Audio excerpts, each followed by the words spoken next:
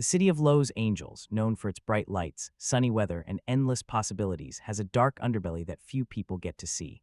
Beneath the glamour and glitz of Hollywood, a sinister world of crime and corruption lurks, waiting to strike. And in 1947, the city was shocked to its core by a murder so brutal, so senseless, that it would become one of the most infamous in American history.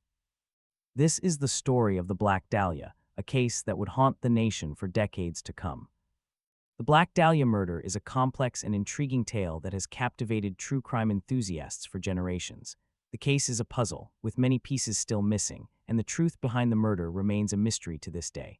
As we delve into the world of the Black Dahlia, we'll explore the life of the victim, Elizabeth Short, and the events that led up to her tragic death. We'll examine the investigation, the suspects, and the theories that have emerged over the years, and we'll try to make sense of the senseless. The Black Dahlia case is a fascinating and disturbing example of the darker side of human nature. It's a reminder that, no matter how safe we think we are, there are always forces at work that can destroy our lives in an instant. As we explore this case, we'll be forced to confront our own mortality and the fragility of life. So let's begin our journey into the world of the Black Dahlia and see where it takes us. The story of the Black Dahlia is a long and complex one, spanning decades and involving countless characters. It's a tale of obsession, of fixation, and of the destructive power of the human psyche. As we navigate the twists and turns of this case, we'll encounter a cast of characters that will both fascinate and repel us. From the detectives who worked tirelessly to solve the case, to the suspects who were accused of the crime, we'll meet a range of people who were drawn into the Black Dahlia's orbit. As we explore the Black Dahlia case, we'll also be exploring the city of Los Angeles itself. We'll see the city's seedy underbelly, its dark alleys and cramped apartments, and we'll meet the people who lived and worked there. We'll see the contrast between the glamour of Hollywood and the poverty of the city's marginalized communities, and we'll understand how this contrast contributed to the tensions and conflicts that ultimately led to the murder. Elizabeth Short was a young woman with a troubled past. Born in 1924, she grew up in a dysfunctional family, with a father who abandoned her and a mother who struggled to make ends meet. Despite these challenges, Elizabeth was a bright and ambitious young woman, with a passion for adventure and a desire to make a name for herself. She moved to California in the early 1940s, hoping to find work in the film industry and to start a new life. Elizabeth's early years in California were marked by struggle and hardship. She worked a series of low-paying jobs, including waitressing and clerical work, and she lived in a series of cheap apartments and boarding houses. Despite these challenges, Elizabeth was determined to succeed, and she spent every spare moment pursuing her dream of becoming an actress. She took classes, attended auditions, and networked with people in the industry, but she struggled to make a breakthrough. As the years passed, Elizabeth became increasingly disillusioned with her life in California.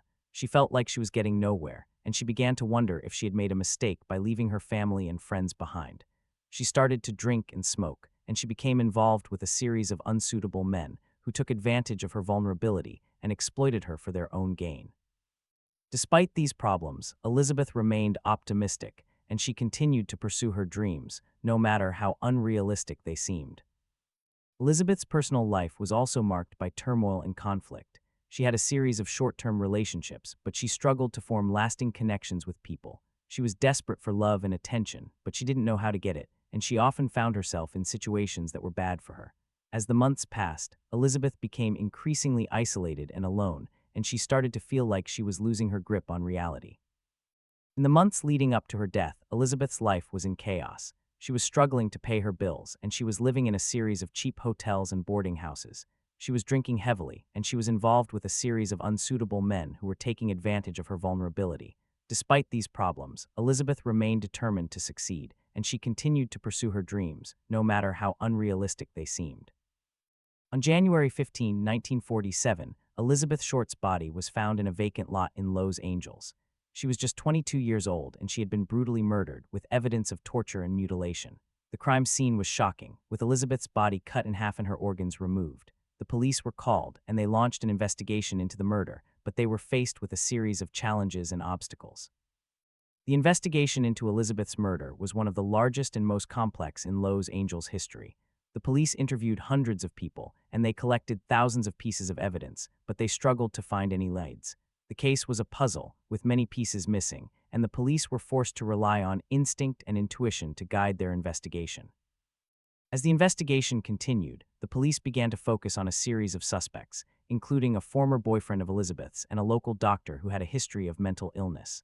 They also looked at a range of other people, including a group of men who had been seen with Elizabeth in the days leading up to her death. But despite their best efforts, the police were unable to find any concrete evidence, and the case remained unsolved. The Black Dahlia case was a sensation, with the media covering every aspect of the investigation. The public was fascinated by the brutality and senselessness of the crime, and they demanded justice for Elizabeth and her family. The police were under pressure to solve the case, but they were faced with a series of challenges and obstacles, including a lack of resources and a complex web of suspects and motives. As the months passed, the investigation into Elizabeth's murder continued, but it was slow going. The police were forced to rely on old-fashioned detective work, including interviews and surveillance, and they struggled to find any breaks in the case. The Black Dahlia case was a frustrating and disheartening experience for the police, and it would take years for them to finally close the case. Over the years, a range of suspects and theories have emerged in the Black Dahlia case. Some people believe that the killer was a doctor or a medical professional who used their knowledge of anatomy to mutilate Elizabeth's body. Others believe that the killer was a former boyfriend or acquaintance of Elizabeth's, who was motivated by jealousy or revenge.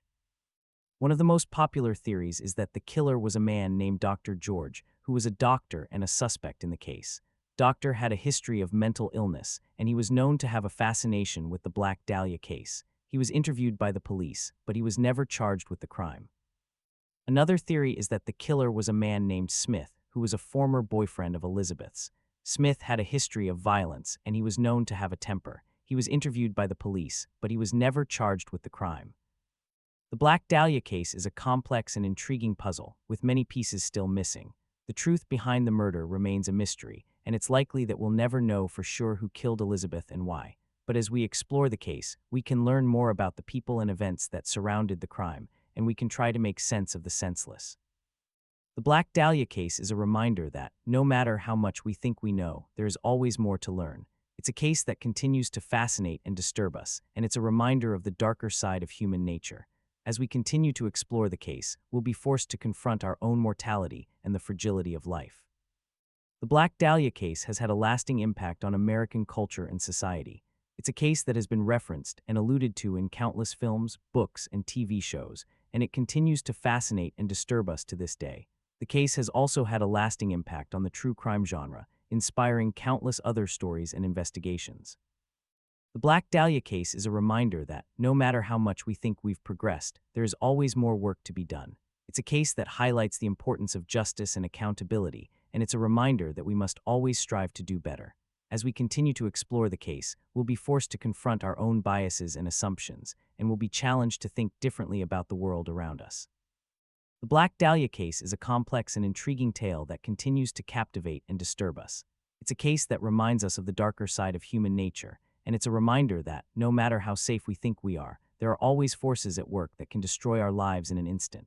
As we conclude our exploration of the case, we're left with more questions than answers, and we're forced to wonder what really happened to Elizabeth Short. The Black Dahlia case is a true crime story that will continue to haunt us for generations to come.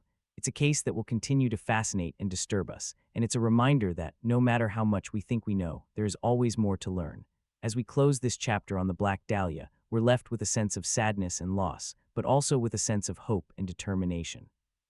We hope that one day, we'll finally uncover the truth behind the Black Dahlia case, and we'll be able to bring closure to the family and friends of Elizabeth Short.